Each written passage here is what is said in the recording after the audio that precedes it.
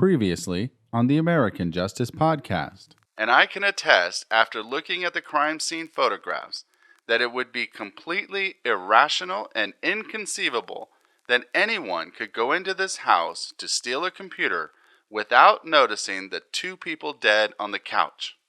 It can only be reasonable to assume that if someone stole a computer from that house between the time that they died and the time their bodies were found, that the ones that took the computer were also the ones that killed Dennis and Norma.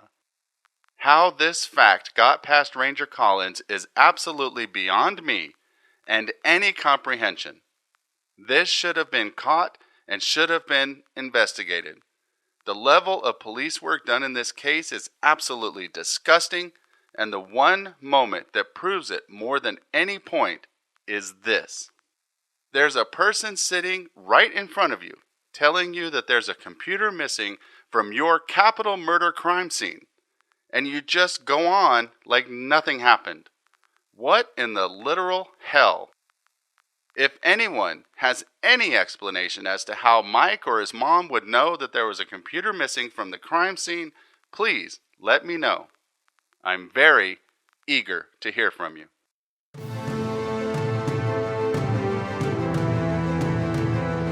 There is an epidemic in America's criminal justice system: the prosecution and conviction of innocent people for crimes they did not commit. Welcome to American Justice. The American Justice Podcast Army works to free men and women wronged by the criminal justice system. It's not only about the innocent who have been imprisoned, but also the victims of the crimes as well. No one deserves justice more than them. And now, here's your host, Scott Pogensy.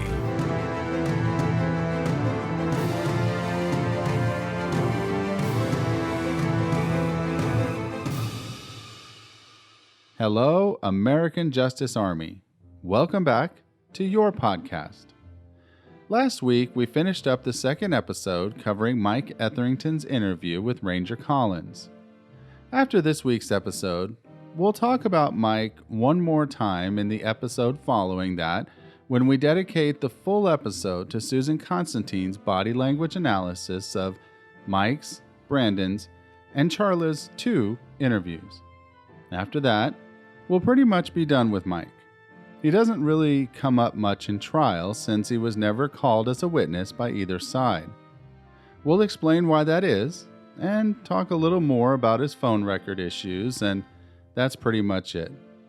Going forward, we have so much more information to bring you, and I believe that you will be just as astonished when you hear how the actual prosecutors and trial court treated Brandon as well.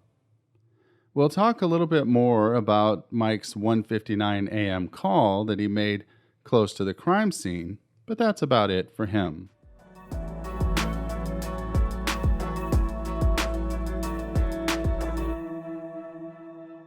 This week, we'll be covering Sister Charla's second interview with Ranger Collins. I do have some house cleaning issues to cover with you before we get into the interview. I told you last week that this week we would be covering Charla's second interview and the interviews of Joe Hagerman and Dustin Perry. Well, as I finished up the final edits on Charla's second interview, the episode just kept getting longer and longer and longer. It got to the point where eventually I realized that we were not going to be able to talk about all 3 interviews in one episode. So I separated them out. We'll discuss Charla's second interview with Ranger Collins this week. Then we'll have that episode covering the body language expert Susan Constantine's opinion next week. And then we'll have a full episode dedicated to Joe and Dustin themselves. There's just so much crazy stuff in all of these interviews, I'm finding it difficult to cover them without leaving out key information that I feel you really need to know in order to get the full picture of Brandon's case.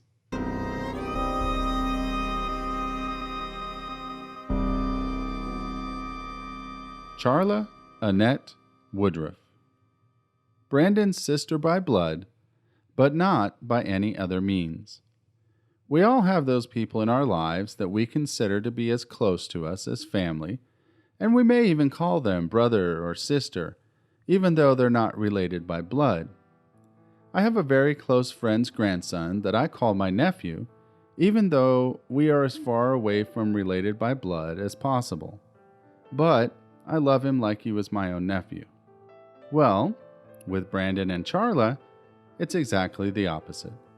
They're related by blood, but as you'll hear over the next few minutes, that's pretty much where it ends. They're not close. In fact, Brandon has said that even when he gets out of prison, he'll never have a relationship with his sister again. And you're about to find out why. Let's get going. To let you know where we are in the investigation, this interview takes place 1 day after Mike Etherington's interview, 2 days after Brandon's arrest, and 3 days after her initial interview with Ranger Collins with her, well, we'll call them attorneys, present. If you'll remember back when we covered Brandon's interview and Charla's first interview, when they were leaving the Hunt County Sheriff's Office, Aunt Linda and Charla lagged behind the rest of the family to tell Ranger Collins that they felt like Brandon probably had something to do with the deaths of Dennis and Norma Woodruff. Ranger Collins noted in his investigative report that he did not feel that it was proper for him to be talking to Charla at this point since she was there with an attorney, even though that attorney was outside of earshot. However, with a wink and a nod, he told the two ladies he couldn't talk to them right then, but if they wanted to come back later and talk to him without an attorney, then that's their right to do so. And of course, that's exactly what Charla did. She requested this interview via phone call to the investigators. One thing you'll find, and I don't want to spoil it, but just listen to how different her attitude is in this interview compared with the one that she just did 3 days earlier. She wastes no time in stating that she suspects her brother Brandon as being involved with her parents' murders, right from the beginning. Here she is, right after Ranger Collins collects her personal information. This will set the tone for the rest of the interview. Remember, during the first interview, Charla said over and over she had no idea who did this. Well, if it wasn't the KKK or home dude or homegirl. Now she's changed her mind.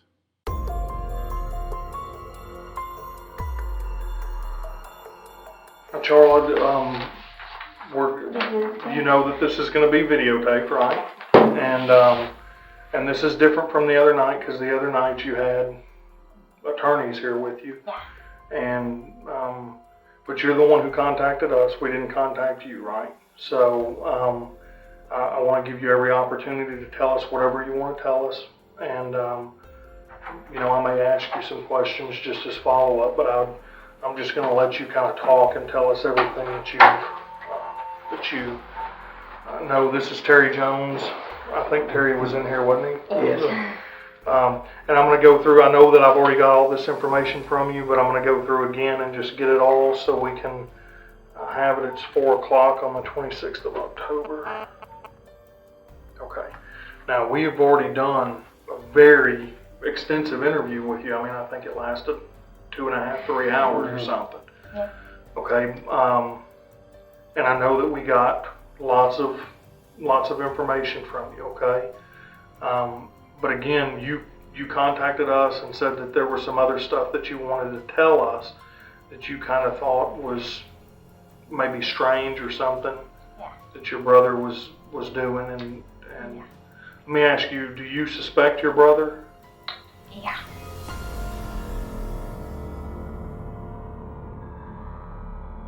The next part I'm going to play for you is something that makes a lot of people that I've talked to feel scared of Charla.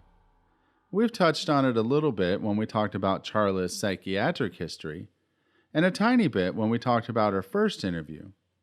But many people that know Charla very well, and I'm talking family members that grew up around her, have told me that Charla has 2 personalities.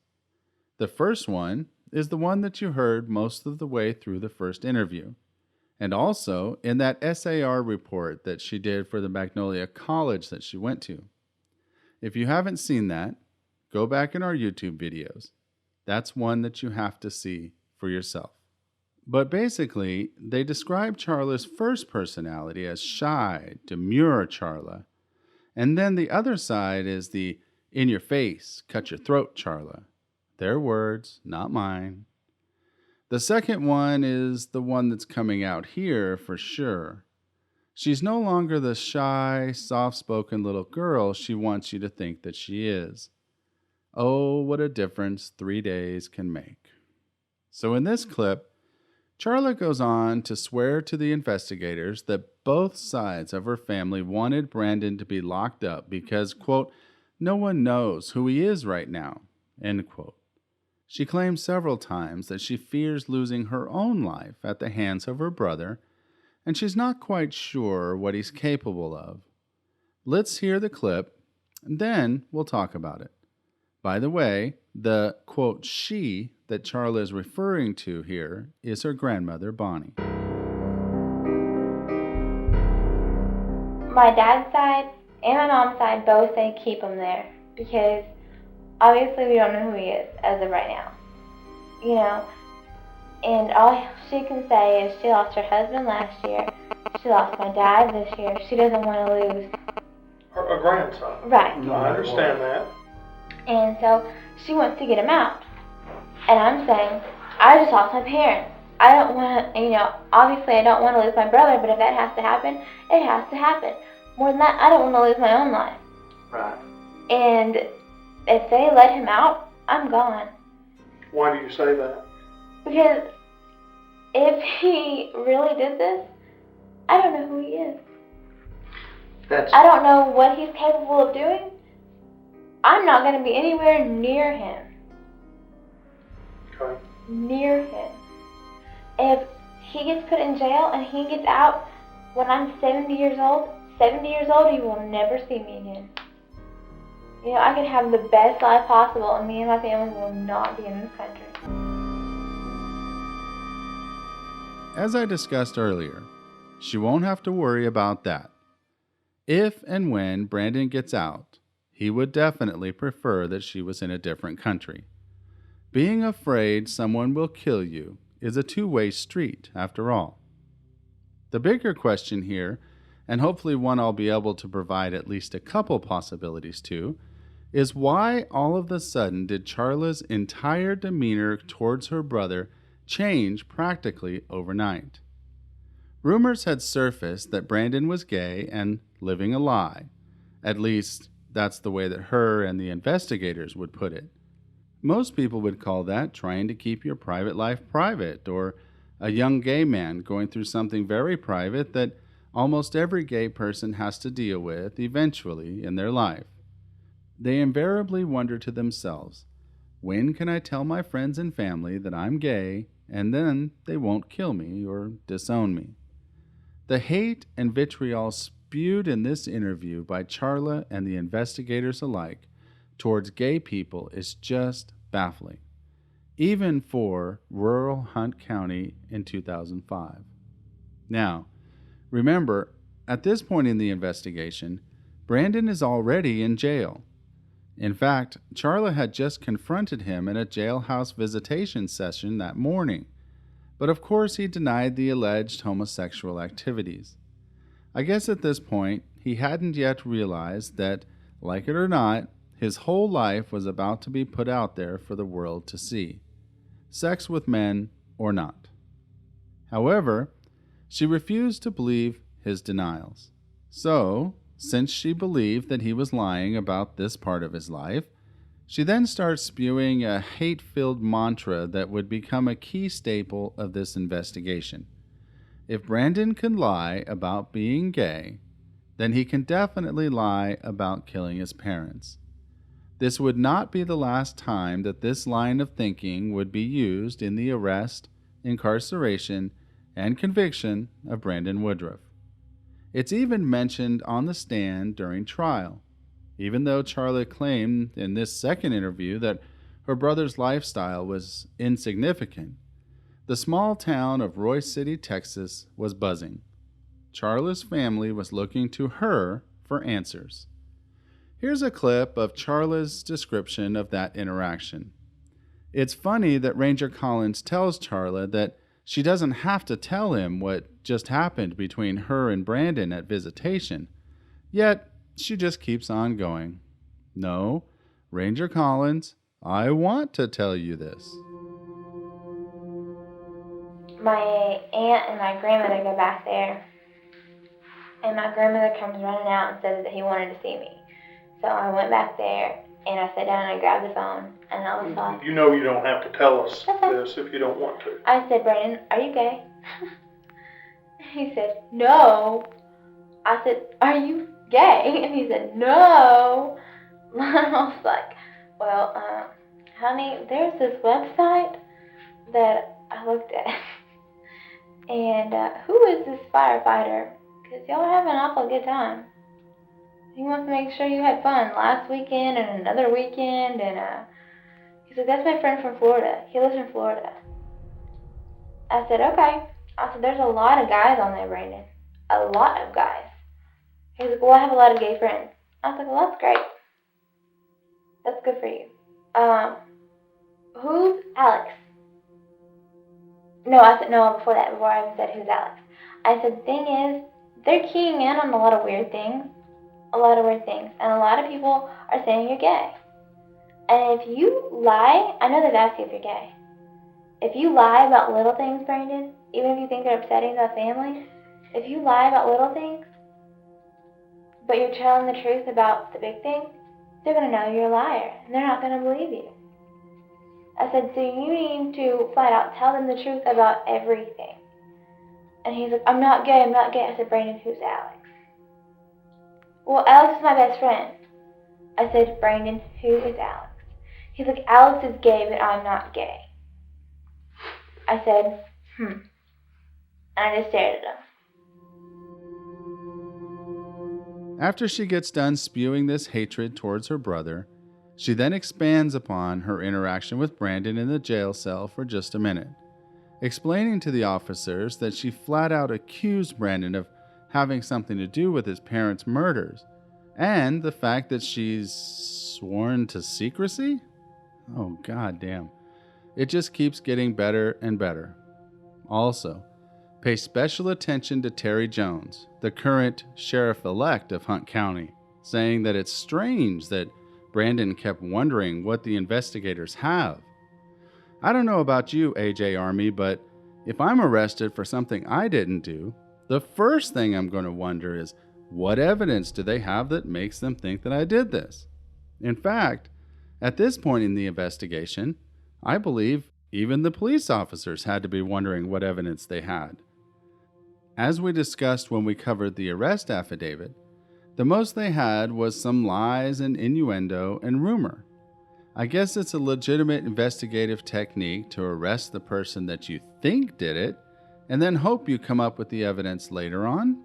I mean, after all, 72% of Ranger Collins' investigative report happened after Brandon was arrested.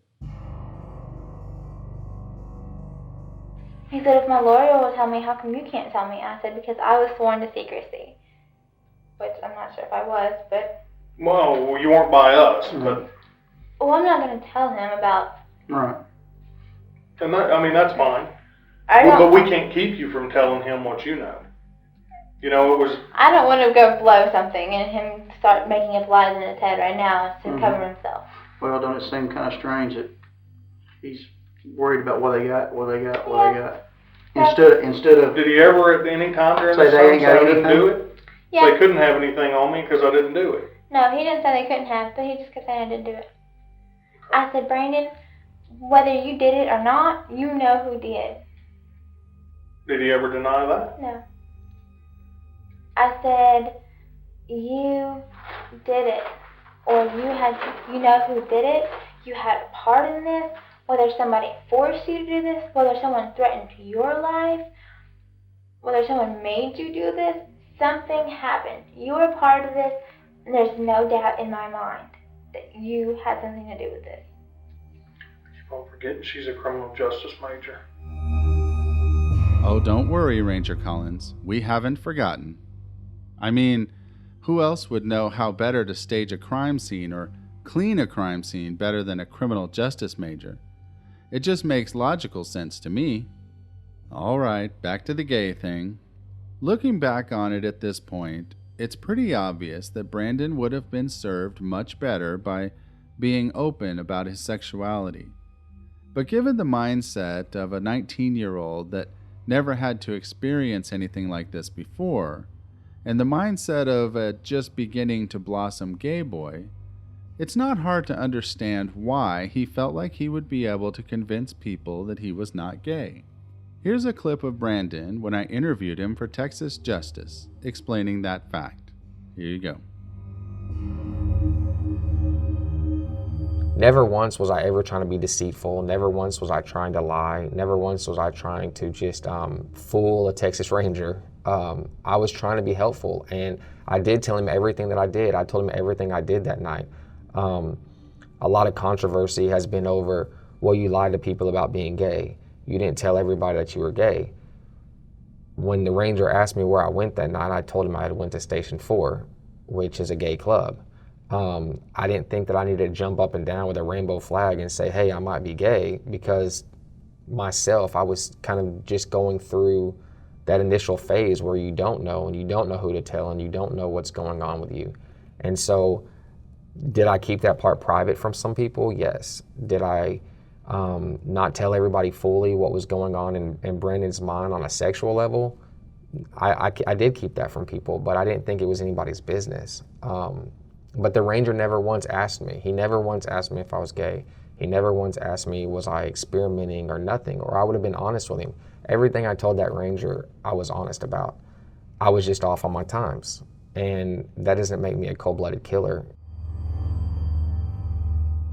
Okay, back to the interview.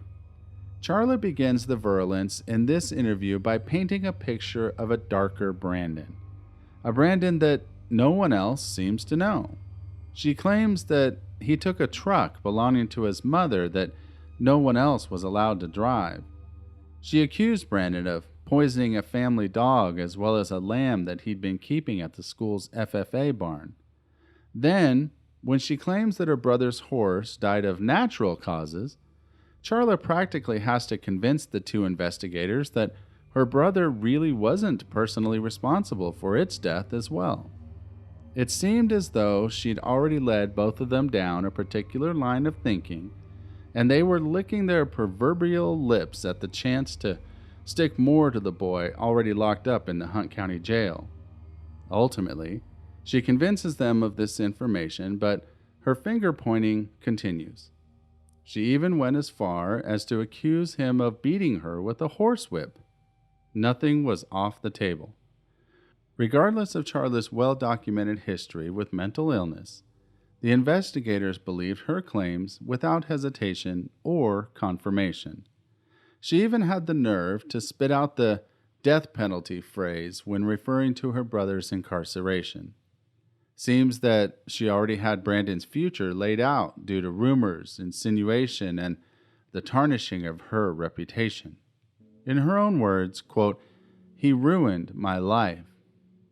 My question is this: how had he ruined her life? How was he capable of poisoning animals? Why did he kill his parents? Because he was gay? Of course, I'm paraphrasing.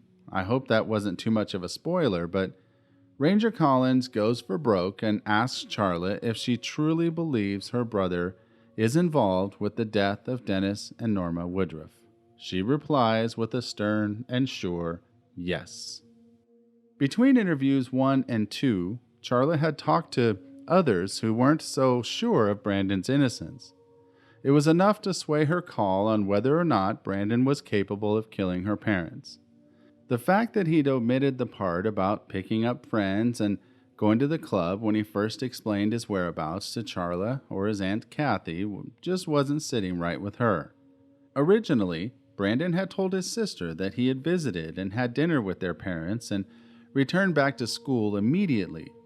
Again, Brandon wasn't offering up his side quests on that evening in question because he wasn't ready to reveal his alternative lifestyle to the family. Sure, he was hiding things about that Sunday, but not for the reason that she or some of the other family was thinking. He was gay, not a killer. In retrospect, for the time frame of 2005 small-town East Texas, it probably would have been much more acceptable to tell everyone that you were a killer rather than a gay teenager. Still, this necessary deception was enough to make Charla cross the fence. Charla claims that on any other day, her brother's deception regarding his whereabouts would have been no big deal. On the date in question, nope, this was unforgivable. Timing, ladies and gentlemen, timing. And reaching for anything to remove the eyes from anyone else who could be a potential suspect for one reason or another. She goes on to state that her grandmother is incredibly irate and wants to bail Brandon out of this situation. Charla says she would run away and hide if that were to happen. At this point in the story, I want to read to you C. Derek Miller's writer's note. As I explained before, he worked at the Hunt County Jail when Brandon was arrested. Here's what he said, quote, "I remember this night well. I was working the intake area at the Hunt County Sheriff's Department when a call came down from upstairs. I don't quite recall who the voice was on the other end of the phone, but I was new enough to the department that I was still deathly afraid of anyone calling from upstairs. Their word was concrete. End of story, no exceptions. The people upstairs were gods, and we, the people working in the jail, were slime on the bottom of their boots.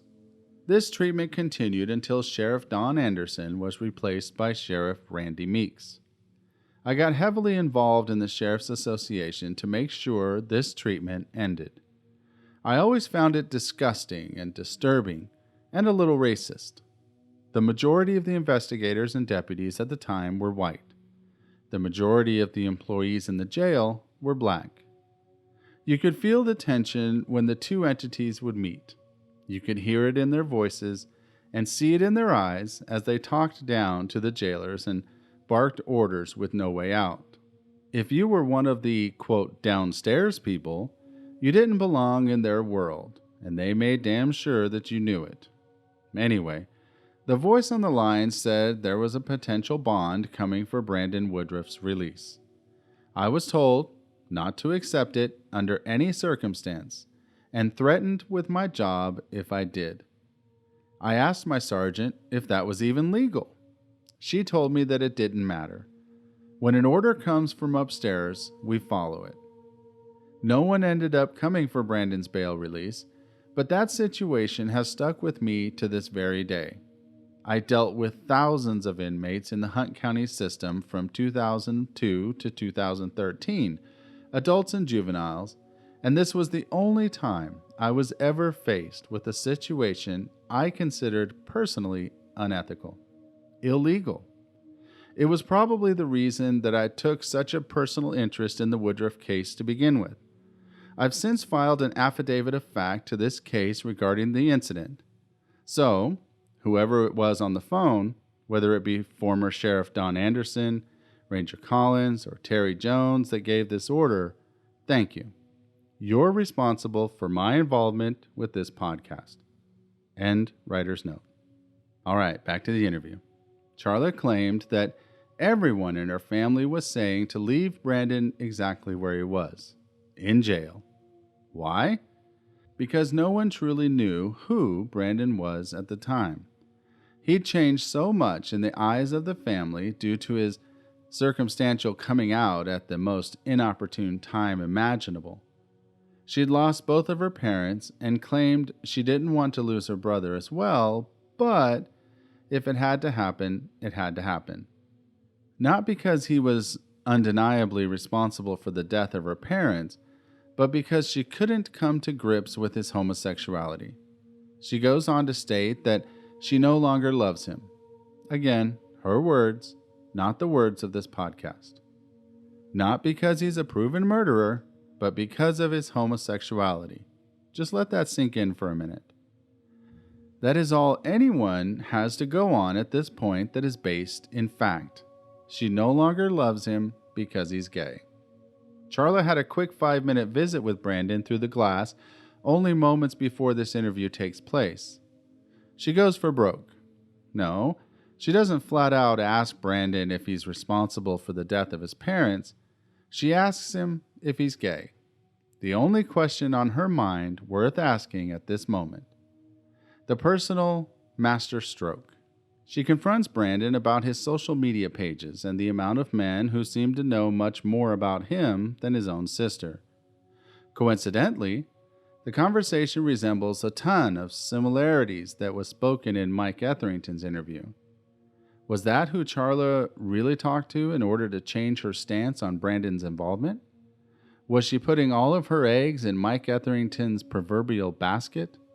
Remember, Etherington's knowledge of Brandon's social media wound up to be lies and misinformation and all-around ignorance. Third-hand information now placed into the fourth hand of Charla Woodruff. Still, now face-to-face, Brandon would not admit his homosexuality to his sister. In her mind, and again in her words, the little lies become big lies, and she reveals to him, quote, "I think you did it." At this point in the interview, both Collins and Jones are eating this up. Don't forget that Ranger Collins even reminded Deputy Jones that Charla is a criminal justice major. Suddenly, that seems to make everything coming out of her mouth factual. Remember, Philip Markoff, the infamous Craigslist killer, was a second-year medical student, but I'm not going to go to him for a colonoscopy. The Unabomber, Ted Kaczynski, had a PhD in mathematics, but I wouldn't invite him over to tutor my children in algebra. Maybe chemistry, but not algebra. No, I'm just kidding. But anyway, why does the fact that she's obtaining a degree in criminal justice have to do with the direction of a criminal case? Why does it make anything she's saying undoubtedly truthful? I took a storm chasers class once, but I'm not facing down a tornado. Ranger Collins' statement has to be the most television-influenced comment in all the thousands of documents I've read involving this case, and he's the professional. Supposed to be, anyway. It would seem to me that if anything, it would make her look more like a suspect. After all, there wasn't a lot of DNA or fingerprints or evidence that was collected at the crime scene. Maybe, instead of a lackluster investigation, maybe the person that committed this crime was working on a criminal justice degree and just knew how to cover up evidence in a capital murder crime scene. Who knows? Either way, it shouldn't have mattered, but it did. Charla just can't let go of what she calls the gay thing. As a matter of fact, she's the first one to mention that one sentence which pops up repeatedly throughout both the investigation and the trial. If Brandon can lie about being gay, he can lie about killing his parents. According to the sister, people all around the towns of Royce City and Rockwall, Texas were saying the same exact things. Rumors of Brandon's hatred towards his parents due to his homosexuality was being discussed openly at the pizza parlors and the horse barns. Well, when it's all you've got, why not have gossip meetings at these places? Those towns have changed a lot in 15 years. I hope I don't offend anyone who currently lives there. I'm sure by now the homosexual population of both of those towns have grown a lot since October of 2005, since the world has become a little more open about its private lifestyles. Has anyone killed anyone in the last 15 years because they were gay? Don't worry, it's a rhetorical question. I was just curious. The rumors from the locals regarding Brandon's homosexuality had engulfed her life, and her personal reputation was on the line. Never mind all of the questionable things in her own life which had come before, but her brother's potential homosexuality on the lips of her peers was now in control of her life. Embarrassment in its highest form to a girl from a small town trying to make a name for herself and break the chains of, well, podunkness? Is that a word? Yeah, let's roll with it. Podunkness. Charla also informs the investigators that she and her family are in control of Brandon's cell phone and have it in their possession. You can hear the record scratch in your mind as they become privy to this information. Looking through Brandon's texts, the family finds messages to Brandon from Alex saying, "I miss you," and "I wish we could spend some more time together," and "I'm sorry I blew up on you." Given Charla acknowledges that Alex can be a boy or a girl's name, I'll give her credit here for being temporarily open-minded. But her being shocked at the messages themselves? There's nothing in any of them that leads toward her belief of Brandon's homosexuality unless, of course, she was reaching. Looking for that needle in the haystack to confirm her beliefs and the beliefs of everyone at the pizza parlors and the horse barns, of course. I mean, isn't it possible to miss and want to spend time with and get into disagreements with people that you're not romantically involved with? Not when you're looking for proof to feed your own personal homophobic insecurities. Regardless, Charla and Brandon's Aunt Kathy had called Alex. According to Charla, Alex informed the family that he'd already hired an attorney. The investigators found this strange because they didn't even know who this Alex guy was. Again, you might not have to throw the innocent guy in jail if you do some actual investigation, follow up on your leads, and consider all possibilities. After all, Brandon had said that he was with Alex that night. You would think that Ranger Collins would at least know who Alex was, let alone go talk to him. But Alex hired an attorney quickly since he'd been with Brandon on the night of the murders. He knew the investigators would be coming for him at some point. Immediately, Ranger Collins blames this move on Alex having a guilty conscience. Yes, the investigators found this behavior suspicious, but in all actuality, this is the behavior of an intelligent person in the modern world. There's an old adage that attorneys and, intelligent people in general use. It goes something like this when talking about being interviewed by the police. You need an attorney if you're guilty. You really need an attorney if you're innocent. Of course, most defense attorneys worth their weight in salt will tell you one simple thing: don't talk to the police at all. Still, we all know from listening to this season that the investigation team isn't used to dealing with intelligent, modern people, present company included. Although she is obtaining a criminal justice degree, which means that she's an expert on any subject being battered around within the walls of the investigation room, right? She brings up what she considers to be unusual behavior in her brother when the family revisits the Royce City home to gather belongings. She says that Brandon was obsessed with checking the tops of cabinets to discover anything that Dennis may have hidden, and he disposed of the toiletries in the main bathroom, not wanting anyone to use his parents' things. Sure, this is unusual behavior to the casual observer, but I've never lost both of my parents in a horrific double homicide to use any portion of my psyche as a basis for comparison. She also brings up Brandon's use of her mother's truck as odd, even though several people questioned already had claimed that Brandon had been granted use of the truck while the Woodruffs were still alive. There's a pause as she realizes and states that perhaps her own mother had lied to her. Oh, the humanity. A parent lying to their child? Unheard of. Spoiler territory: Santa Claus, the Easter Bunny, and the Tooth Fairy aren't real either. Parents lie to their children all the time. If this is news to anyone within earshot, I truly apologize. Still, she goes on and on about the coveted truck, stating that her parents must have been on crack or having a really happy day. Again, her words, not mine. Personally, I don't think being on crack and having a really happy day should be on the same end of the behavioral spectrum. I've never been on crack, but it sounds horrible. Kind of a dirty feeling, if you ask me. I don't know, and don't want to know. The trashing of Brandon Woodruff continues as she voluntarily offers up that her brother wasn't a fan of the, quote, tribute given at the funeral. You see, Dennis was a Church of Christ member and Norma was a Baptist.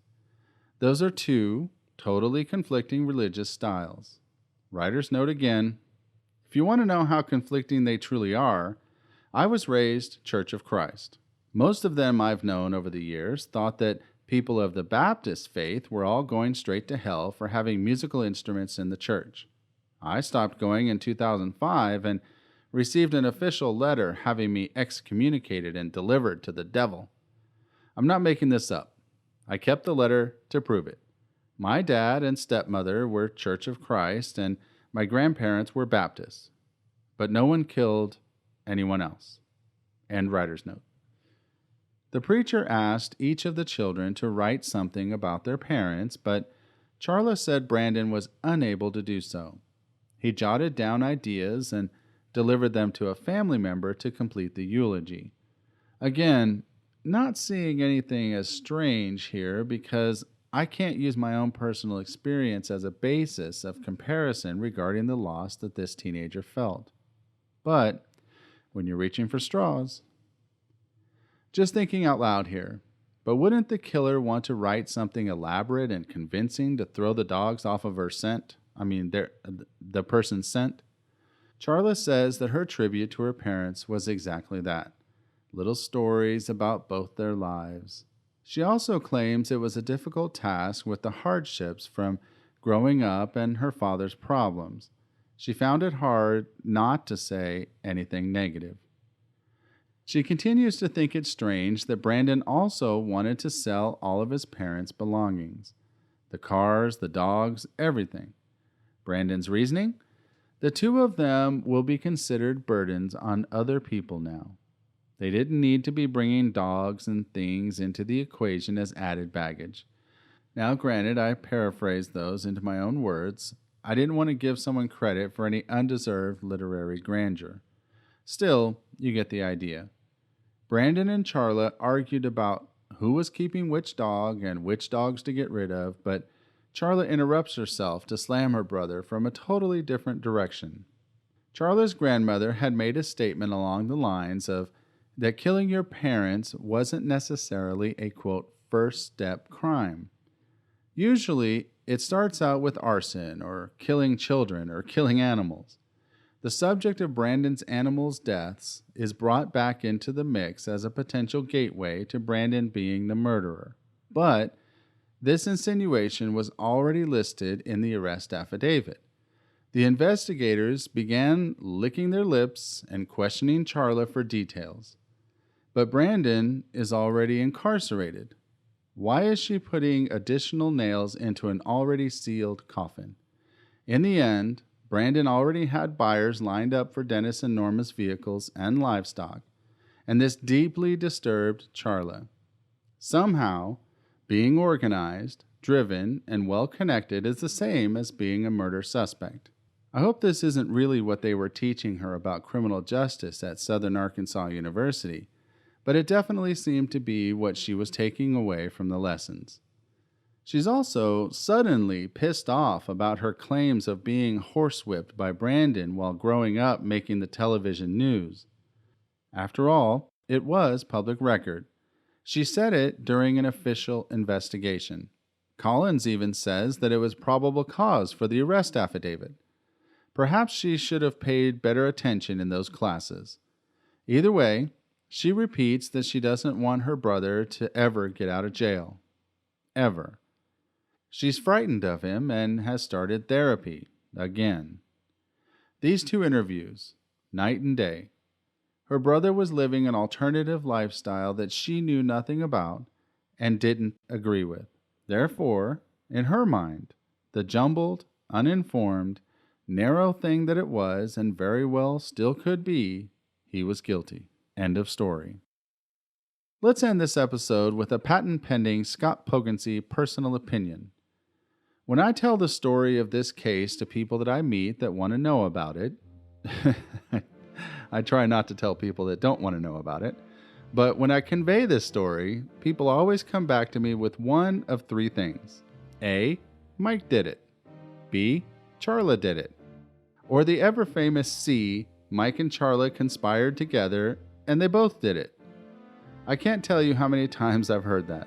I just look at them and give them kind of an eye roll as to signify, well, if you're right, they're free in the world and Brandon is in prison.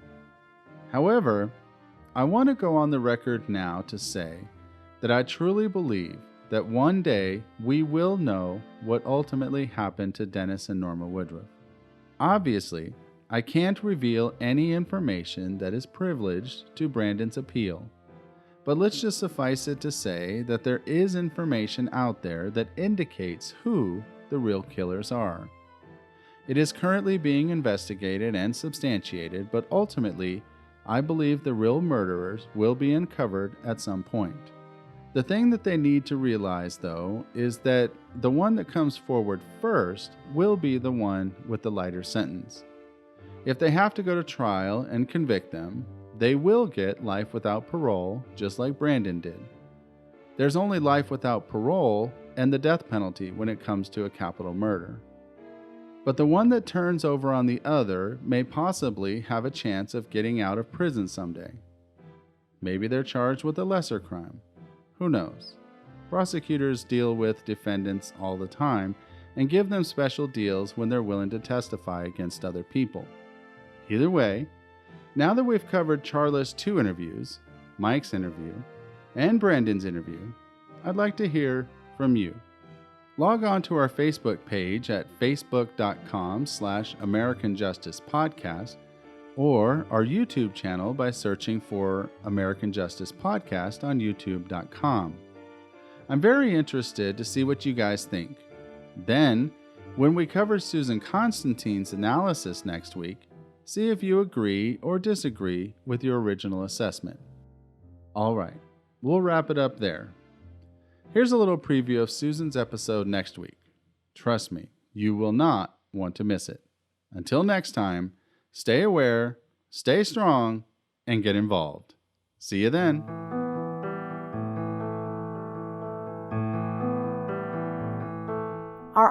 There are also many different indicators of being deceptive. The whipping. She's trying to describe and adding lots of emphasis that he was very, very violent, that he whipped her with a horse whip. But yet, she never uses any action when she says it. There's no change in her voice inflection. It really did not make sense because the words and the body language did not match.